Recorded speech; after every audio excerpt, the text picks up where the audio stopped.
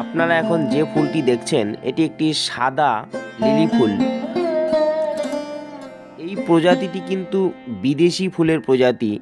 দক্ষিণ আফ্রিকা, ভারতীয় উপমহাদেশ, জিম্বাবুয়ে, চীন, কোরিয়া, ভুটান প্রভৃতি দেশে এই ফুলটি খুবই বেশি পরিমাণে দেখা যায়।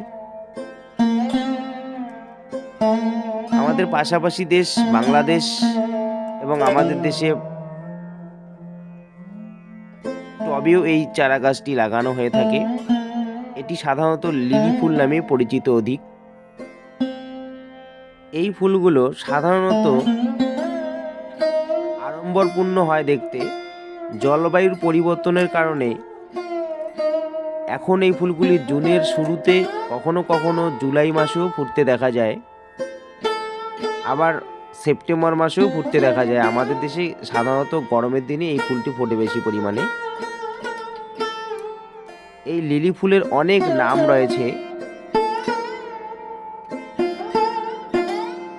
সাধারণত rainy lily, white zephyr lily, white fairy lily, white নেইন লিলি ইত্যাদি ইত্যাদি এক এক জায়গায় এক এক নামে পরিচিত এই ফুলটি।